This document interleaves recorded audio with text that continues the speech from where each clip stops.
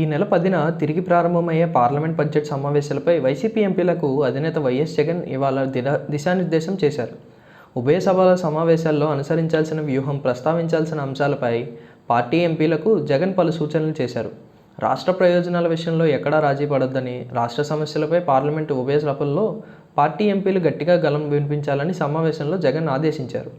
రాష్ట్రానికి జీవనాడి పోలవరం ప్రాజెక్టు కాగా, ఆ ప్రాజెక్టు నిర్మాణంలో ఎత్తు ఎంతో కీలకమని వైఎస్ జగన్ స్పష్టం చేశారు. అలాంటి ప్రాజెక్టు ఎత్తుకు తగ్గింపు అన్నది రాష్ట్ర ప్రయోజనాలకు తీవ్ర విఘాతమని కేంద్ర కేబినెట్లో 2 టీడీపీ మంత్రులున్న వారు పోలవరం ప్రాజెక్టు ఎత్తుకు తగ్గింపుపై కేంద్ర నిర్ణయం వ్యతిరేకించకపోవడం దారుణమని ఆయన అన్నారు. రాష్ట్రానికి అన్యాయం జరుగుతున్న టీడీపీ ఎంపీలు నిమ్మకు నీరెత్తినట్టు వ్యవహరిస్తున్నారని వైసీపీ ఎంపీలు తెలిపారు. ఈ విషయంలో రాజకీయాలకు అతీతంగా ముందుకు వెళ్లేందుకు తాము వెనకాడడం లేదని, టీడీపీ ఎంపీలతో కలిసి ప్రధాని సహా కేంద్రంలో సంబంధిత మంత్రులను కలవాలని కూడా ప్రతిపాదించామని, కానీ టీడీపీ ఎంపీలు ముందుకు రాలేదని వైఎస్ఆర్సీపీ ఎంపీలు వెల్లడించారు. పోలవరం ఎత్తు విషయంలో రాష్ట్ర తరపున పార్లమెంట్లో గట్టిగా పోరాటం చేయాలని, ఈ విషయంలో ఎక్కడా రాజీ పడొద్దని పార్టీ ఎంపీలను జగన్ ఆదేశించారు. అలాగే ఆంధ్రుల హక్కుగా ఎన్నో త్యాగాలతో సాధించుకున్న విశాఖ స్టీల్ ప్లాంట్ను ఎలాగైనా కాపాడుకోవాలని, ఆ సంస్థ ప్రైవేటీకరణ జరగకుండా కేంద్రంపై ఒత్తిడి తీసుకురావాలని, విశాఖ స్టీల్ ప్లాంట్ ప్రైవేటీకరణ చర్యలకు వ్యతిరేకంగా పార్టీ ఎంపీలు పోరాడాలని జగన్ నిర్దేశించారు. మరోవైపు నియోజకవర్గాల పునర్విభజనపై రకరకాలుగా చర్చ జరుగుతోందని, దీనివల్ల ఉత్తరాదిలో పెరిగినట్లుగా దక్షిణాదిని సీట్లు పెరగవన్న ప్రచారం సాగుతోందని సమావేశంలో ఎంపీలు వెల్లడించారు. దీనిపై స్పందించిన జగన్ దీనిపై కేంద్రం నుంచి స్పష్టత కోరాలని సూచించారు. అటు వన్ నేషన్ వన్ ఎలక్షన్పై ఈ సమావేశాల్లో చర్చకు వచ్చే అవకాశం ఉందని గుర్తు చేసిన ఎంపీలు, ఒకేసారి కేంద్రం, రాష్ట్రంలో జరిగే ఎన్నికలు పెద్దగా ప్రభావం చూపకపోవచ్చన్న అభిప్రాయం వ్యక్తం చేశారు. దీనిపై స్పందించిన జగన్, కేంద్రం, రాష్ట్రంలో ఒకేసారి ఎన్నికలు జరిగితే ఈవీఎంలు కాకుండా బ్యాలెట్ విధానంలో ఎన్నికల కోసం డిమాండ్ చేయాలని సూచించారు. అభివృద్ధి చెందిన దేశాల్లో ఇప్పుడు బ్యాలెట్ విధానంలోనే ఎన్నికలు నిర్వహిస్తున్నారని, మొదట్లో ఈవీఎంలతో పోలింగ్ నిర్వహించిన దేశాలు కూడా ఆ తర్వాత బ్యాలెట్ విధానానికి మళ్లిన విషయాన్ని ఆయన గుర్తు చేశారు. రాష్ట్రంలో తాము పూర్తి చేసిన 17 మెడికల్ కాలేజీల ప్రైవేటీకరణ కోసం చంద్రబాబు చేస్తున్న ప్రయత్నాలను పార్లమెంట్లో ప్రస్తావించాలని కూడా జగన్ సూచించారు. ఎన్నో వ్యయ ప్రయాసాలు కోర్చి అన్ని రకాలుగా నిధులు, భూములు సేకరించి కాలేజీలను నిర్మించామని, కానీ ఈరోజు వాటిని ప్రైవేటు వారం చేస్తూ మంచి ఉద్దేశాలను నీరుగారుస్తున్నారని, అందుకే ఈ అంశాన్ని పార్లమెంట్లో గట్టిగా ప్రస్తావించాలని ఆదేశించారు.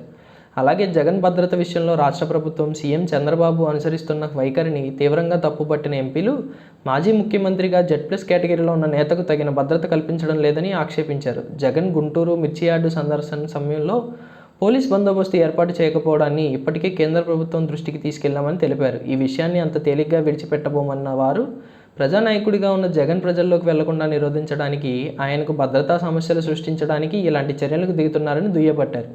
అందుకే ఈ విషయాన్ని కూడా పార్లమెంట్లో గట్టిగా లేవనెత్తుతామని వైఎస్ఆర్సీపీ ఎంపీలు వెల్లడించారు. మరోవైపు మాజీ ముఖ్యమంత్రి జగన్ కీలక అంశాలను వెల్లడించారు.